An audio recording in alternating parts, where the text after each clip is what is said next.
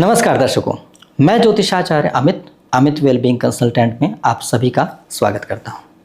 आइए एक बहुत महत्वपूर्ण जानकारी आपको देते हैं जिसके लिए आप बहुत ही परेशान होंगे। सबसे पहले तो आप ये परेशान होते हैं कि पितृपक्ष का समय चल रहा है, मंदिर में जाकर पूजा करें ना करें।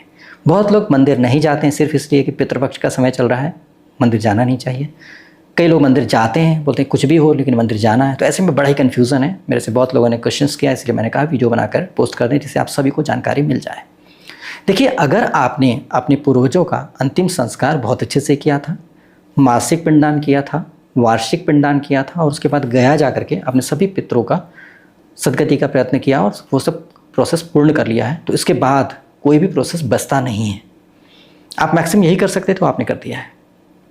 इसके बाद आपको पुनः श्राद्ध के महीने में श्राद्ध करने की आवश्यकता नहीं है। श्राद्ध कर्म एक जब प्रेत लोक में होते हैं या पितृलोक में होते हैं तब उनको भेंट दे करके उससे ऊपर उठाने की क्रिया है। उससे ऊपर उनको उनका ऊर्ध्वगमन मतलब ऊपर की तरफ, ऊपर के लोकों में गमन करने के लिए उनकी मदद करना है और आपने वो प्रयत्न कर लिया है और आप उनको विष्णु जी के चरणों में, जहाँ पर उसके बाद पितृमुक्त हो जाते हैं, ऐसी स्थिति तक पहुँचा दिया है। इसके बाद आपको श्राद्ध कर्म करने की आवश्यकता नहीं। लेकिन बहुत दर्शकों को लग रहा होगा, अरे ऐसे कैसे, मेरे पितरों से इतना प्यार करता हूँ, कुछ ना करें, सारी दुनिया कर रही है तो करिए ना। आपको बताते हैं, लेकिन उस लेवल पे मत करिए, हाई लेवल पे। हाई लेवल क्या है? इसके बाद जब पितर आपके विष्णु लोक से संबंध हो जाता है, विष्णु जी से जुड़ जाते हैं, आप उनको उससे जोड़ देते हैं, तो उसके बाद उनको उस लेवल की चीज़ दें जो वो डिज़र्व करते हैं। उस समय पर क्या करना है? आपको श्रीमद् भगवद गीता के श्लोकों का पाठ करना है और पाठ के लिए संकल्प ये लें कि मैं ये श्रीमद् भगवद गीता के प्रत्येक श्लोक का पाठ कर रहा हूँ। आप या एक अध्याय एक दिन में कर लीजिए या 2 अध्याय जो संभव है आपके, या एक श्लोक का ही पाठ कर लीजिए, जितना संभव वैसा करें। हाथ में जल लें, मैं अपना नाम गोत्र नक्षत्र राशि ऐसा करके बोलिए और उसके बाद फिर बोलिए कि मैं आज इस तिथि को अपने सभी पितरों की सदगति के लिए, मैं ये ऊर्ध्वगति के लिए मैं श्लोक का या इस चैप्टर का अध्याय का संस्कृत में पाठ कर रहा हूँ। अतः इस पाठ का श्रवण मेरे सारे पितृ कर सकें और इसके श्रवण से उन्हें सद्ज्ञान प्राप्त हो, सद्ज्ञान से सद्गति प्राप्त हो, ऊर्ध्वगति प्राप्त हो। इस तरह से बोलकर भूमि पर जल गिरा देंगे। इससे क्या होगा? अब इस श्लोक का श्रवण जिस भी लोक में होंगे आपके पितृ श्रवण कर सकेंगे। और गीता गूढ़ ज्ञान है जो कृष्ण जी ने दिया था। विष्णु भगवान कृष्ण भगवान एक ही है।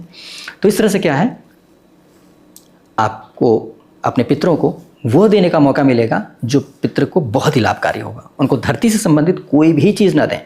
बहुत गहरी बात कर रहे हैं, मैंने आफ्टर डेथ रिबर्थ पर रिसर्च किया है, इसलिए आपको गहरी बात बता रहे हैं। हर व्यक्ति हर बातें कह सकता है, पारंपरिक तरीके से बातें कर सकता है, लेकिन रियलिटी में जो यही है कि आप अपने पितरों को ये देंगे तो आपको बहुत लाभ मिलेगा और आपको उनकी तरफ से ब्लेसिंग्स मिलेगी, उनकी और गति हो जाएगी। क्योंकि इंप्रूवमेंट आप यहाँ पहुँचा दें, यहाँ से ऊपर पहुँचाने का काम कर रहे हैं। और नहीं तो क्या होगा, उसको नीचे ला करके आप फिर पकड़ाएंगे वो चीज़ें जो पहले से उनको प्राप्त है, ज़रूरत नहीं है। तो ये वैसी वाली बात से आती है, कोई व्यक्ति 10th पास कर लिया, उसको बोलेंगे भैया फिर से 9th पास कर लो, 9th में एडमिशन करा देता हूँ, नाराज हो जाएगा, बोला नहीं मुझे नहीं करना है। तो जब 10th में आकर उसको 11th में पहुँचाइए, 12th में पहुँचाइए, ग्रेजुएशन कराइए।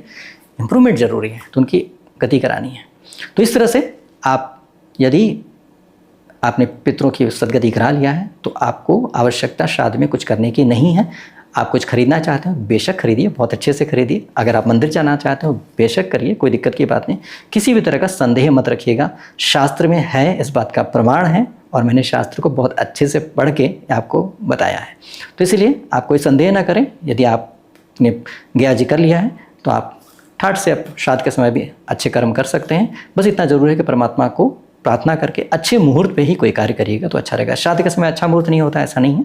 मुहूर्त अच्छे होते हैं क्योंकि गणनाओं के हिसाब से होता है, तो हम गणनाओं के हिसाब से देखेंगे, अच्छे मुहूर्त मिल जाएंगे।